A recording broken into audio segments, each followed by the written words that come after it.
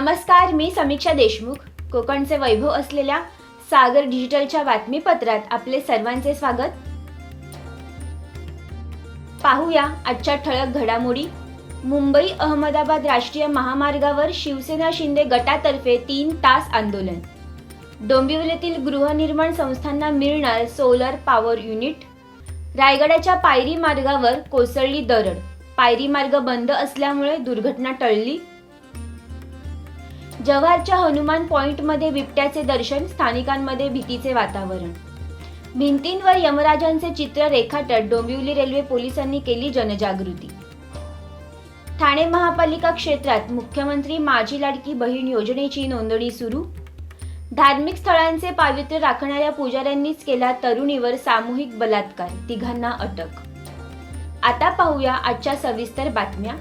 मुंबई अहमदाबाद राष्ट्रीय महामार्गावर कॉन्क्रिटीकरणाचे काम अत्यंत निकृष्ट दर्जाचे सुरू असून कोट्यवधी रुपये खर्चून बांधण्यात येत असलेल्या या रस्त्याने मार्च ते मे या 3 महिन्यांच्या कालावधीत सुमारे 40 निरपराध प्रवाशांचे बळी घेतले आहेत. या समस्येवर उपाययोजना करण्याबाबत जिल्हाप्रमुख कुंदन संखे यांनी जिल्हाधिकाऱ्यांना पत्र देऊन कोणतीही कारवाई झाली नसल्याविरोधात सत्ताधारी शिवसेना शिंदे गटातर्फे आज चारोटी टोलनाका येथे तब्बल 3 तास आंदोलन करण्यात आले. आणि खरोखर हा त्रास अजूनपर्यंत आणखी वाढत आहे. जी व्यवस्था शासनाने केलेली आहे ती व्यवस्था अगदी चुकीची आहे. नियोजन अगदी चुकीचं आहे आणि नियोजनाच्या चुकीच्या विरोधामध्ये आम्ही आज आंदोलन केलेलं आहे. मी एवढंच म्हणेन की आंदोलन आम्हाला सत्तेच्या विरोधामध्ये नाही, सध्या ही डोंबिवलीतील गृहनिर्माण संस्थांमधील सार्वजनिक वापराच्या विजेसाठी सोसायटीला वीज बिल जास्त येते आणि हा वीज दर सतत वाढत असतो. वाढीव वीज बिलाचा भुर्दंड टाळण्यासाठी सोलर पॉवर कंपन्या आणि गृहनिर्माण संस्था यांच्यात दीर्घकालीन सहकार्य करार करण्यात येणार असल्याची माहिती सार्वजनिक बांधकाम मंत्री रवींद्र चव्हाण यांनी दिली. सावित्रीबाई फुले नाट्यगृहामध्ये डोंबिवलीचे आमदार तथा महाराष्ट्र राज्याचे सार्वजनिक बांधकाम मंत्री रवींद्र चव्हाण यांच्या उपस्थितीत सोलर पॉवर उपकरण निर्मितीत आघाडीच्या कंपन्यांची आणि डोंबिवलीतील गृहनिर्माण संस्थांच्या प्रतिनिधींची बैठक पार पडली. यावेळी सोलर पॉवरच्या योजनेसंदर्भात चर्चा करण्यात आली. डोंबिवली शहरामध्ये जे सुरू होतं ते संपूर्ण महाराष्ट्रात आणि जगामध्ये त्याचं इम्प्लिमेंटेशन हे नेहमीच मोठ्या प्रमाणामध्ये केलं जातं.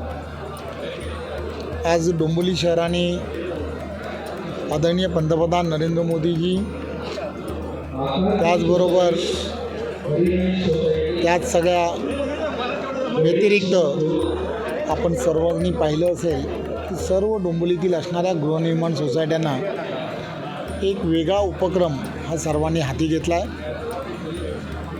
ग्रीन एनर्जी ही प्रोड्यूस करण्याच्या माध्यमातून आदरणीय पंतप्रधानांनी जे आव्हान संपूर्ण देशामध्ये केलं, कुसुम योजना असतील, या सर्व योजनांच्या माध्यमातून संपूर्ण देशभरामध्ये सर्व ठिकाणी अपारंपरिक ऊर्जा मोठ्या प्रमाणामध्ये कशी निर्माण करता येऊ शकते यासाठी देशभरामध्ये विविध योजना आणि उपक्रमांच्या माध्यमातून काम केलं जातं. डोंबिवली शहरामध्ये मोठ्या प्रमाणामध्ये गृहनिर्माण सोसायट्याज आहेत आणि या सर्व सोसायट्यांमध्ये जे कॉमन मीटर्स असतात की ज्यामध्ये पाण्याचं मोटर्स असेल, स्टेअरगेसच्या लाईन्स असतील किंवा सोसायटीच्या परिसरामध्ये सेटेलाईट्स असतील, यासाठी वापरले जातात.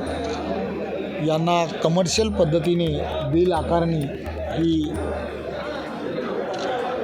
MSCBच्या माध्यमातून होते. त्यामुळे मोठ्या प्रमाणामध्ये वीज भरणा हा या सोसायटीतील मेंबर्सना करावा लागतो आणि म्हणून एक अभिनव योजना ही डोंबिवलीमध्ये करावी असा विचार करण्यात आला. किल्ले रायगडाच्या पायरी मार्गावर चित्त दरवाजाने वर गेल्यानंतर वाळसुरे खिंडी म्हणजे सर्व परिचित अशा वाय पॉइंट जवळ आज दुपारी 1 वाजण्याच्या सुमारास भली मोठी दरड कोसळल्याची घटना घडली आहे. मात्र 7 जून रोजी झालेल्या अतिवृष्टीमुळे किल्ले रायगडावर मोठ्या प्रमाणात पर्यटक अडकले होते.